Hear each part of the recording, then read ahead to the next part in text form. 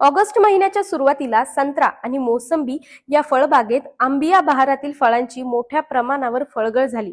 तज्ज्ञांच्या मते यासाठी बदलतं हवामान, जसं उन्हाळ्यातली अतिउष्णता, पावसाचा खंड, त्यानंतर अतिवृष्टी, यासोबतच काही नैसर्गिक कारण, खतांचं नियोजन, संजीवकांचा अभाव, पाण्याचा अनियमित पुरवठा, कीड रोग यामुळे फळगळ होत असते. फळगळमुळे मोठं नुकसान शेतकऱ्यांच्या माथी पडतं, पण यावर फक्त औषधांची फवारणी करून उपयोग होणार नाहीये. त्यासोबत बागेचं व्यवस्थापन करणंही तितकंच गरजेचं आहे. त्यामुळं फळगळ रोखण्यासाठी कोणते उपाय करायचे आणि आपलं उत्पादन कसं वाचवायचं जाणून घेऊयात आजच्या या व्हिडिओमधून. नमस्कार, मी स्वराली ॲग्रोवन मध्ये आपल्या सर्वांचं स्वागत. आपण म्हटलो तसं फळगळसाठी बरीच कारणं असू शकतात.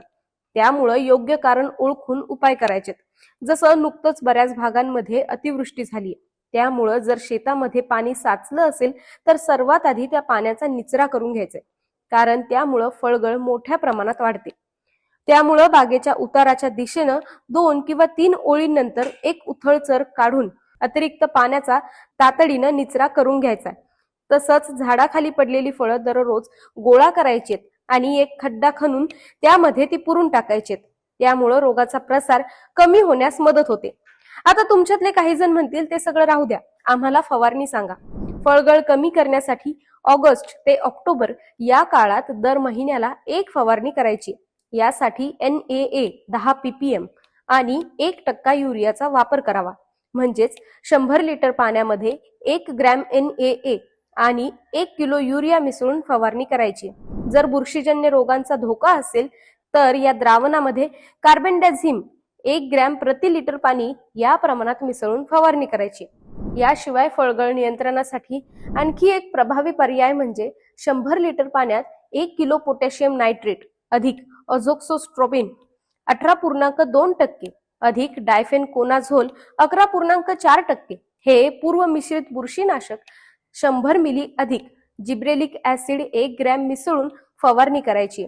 किंवा 1 किलो पोटॅशियम नायट्रेट अधिक टेब्युकोनाझोल हे 50% अधिक ट्रायफ्लॉक्सिस्ट्रोबिन 25% WG 50 ग्रॅम अधिक जिब्रेलिक ऍसिड 1 ग्रॅम प्रति 100 लिटर पाण्यात मिसळून फवारणी करता येते. या फवारण्या एप्रिलच्या पहिल्या पंधरवड्यात, ऑगस्ट आणि सप्टेंबर अशा 3 वेळेस करता येतात. याशिवाय खत व्यवस्थापनाकडेही दुर्लक्ष करायचं नाहीये.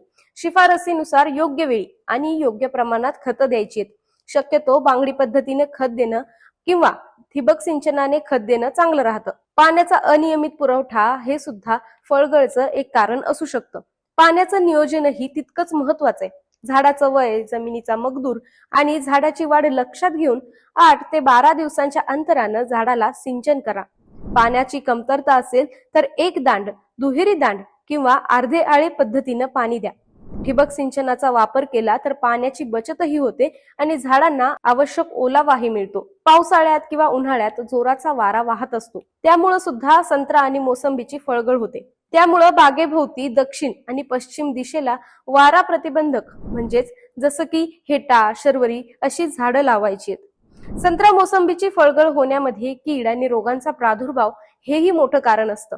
जसं तेलकट डागाचा प्रादुर्भाव झाला तर त्याच्या नियंत्रणासाठी शेणखतासह बायोडिकम्पोजर 1 किलो प्रति झाड याचा वापर करावा आणि हॉर्टिकल्चरल मिनरल ऑइल 2% म्हणजेच 200 मिली प्रति 10 लिटर पाणी याची फवारणी करावी.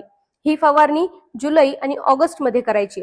तर नोव्हेंबर महिन्यात झाडावर पूर्व मिश्रित बुरशीनाशक हेक्साकोनाझोल 4% अधिक झायनेब 68% WP 15 ग्रॅम प्रति 10 लिटर पाणी अशी फवारणी करायची.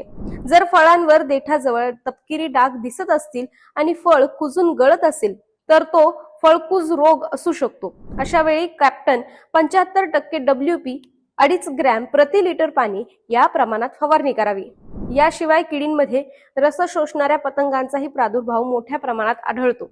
यासाठी बागेच्या परिसरातले गुळवेल, वासनवेल, चांदवेल असे तण काढून टाकायचे. त्यामुळे पतंगांचा प्रादुर्भाव कमी होण्यास मदत होते. त्याच्या जोडीने आणखी 2 उपाय पतंगांचा प्रादुर्भाव कमी करण्यासाठी उपयोगाचे ठरतात.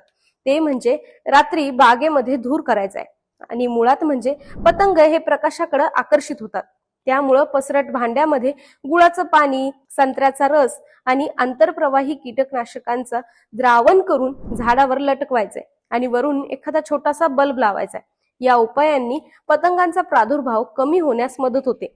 तरी प्रादुर्भाव जास्त असेल तेव्हा निंबोळी अर्क 5% म्हणजेच 500 ग्रॅम प्रति 10 लिटर पाणी किंवा नीम तेल 100 मिली प्रति 10 लिटर पाण्यात मिसळून फवारायचंय.